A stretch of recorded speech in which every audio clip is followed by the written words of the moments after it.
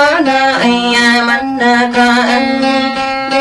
tona paganay ka bengkasena are ka to kande to kung baksa kasuing ditari tibang kaan sumutaw ina ulong gayakan ay apa nakakanda to panggawi ang kagaling niya kaambay na baala.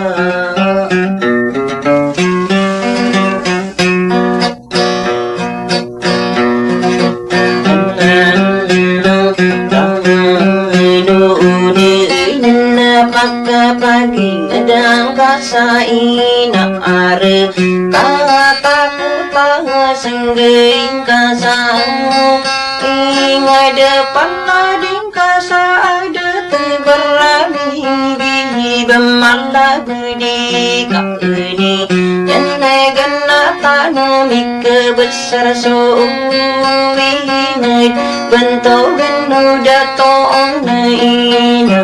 Allah ya aku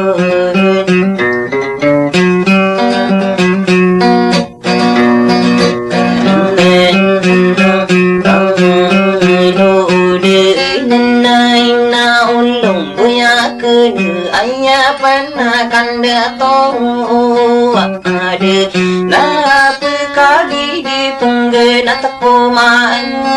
randeng pepinilai sasena kebaya mangkimamot ko kan bidang toko anak kana sisino sino angka ayangka kesino marande ikan leto kisana so adat nading ka api ini kamu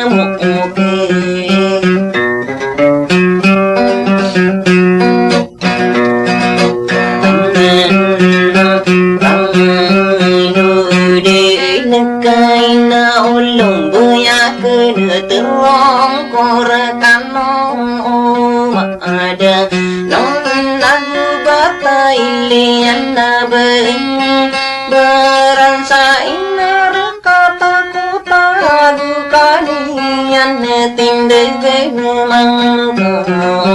namiku tak sadeli di ganami pempakaso usu marani ada pekatare kesadegan nama peenan demu tahu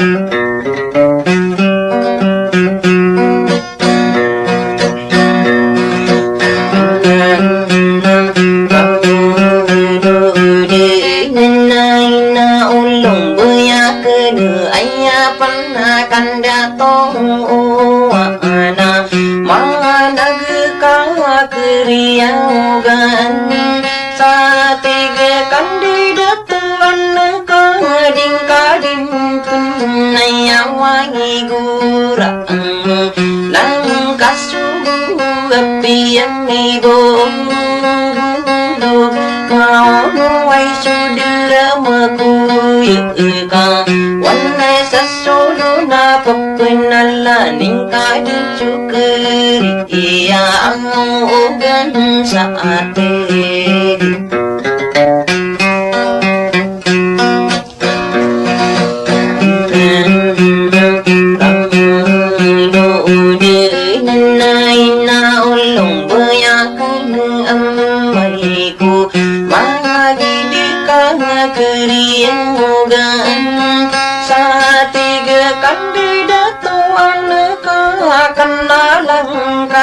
sore duna oki ibang kagi santa mo kadip kegayuna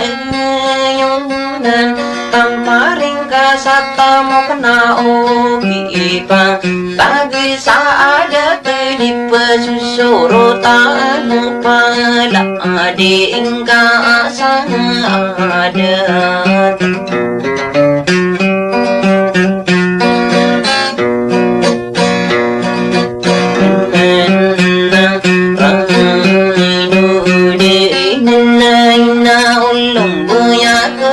ai bơ đang căn đã to chụp mình chưa tô và anh mình số luôn anh mới đưa bên tam chân đi số tăng cười đang đông lúc tất cả ai là đưa tô này ô ba ma linh đinh cả cô gơ gơ anh cũng có đến đi cả nên gơ na tan ai chỉ sana sapi kira api yang kono mia na asara di kamala bukadunan dah to akna mi pangangan dengan umi ka ambela bala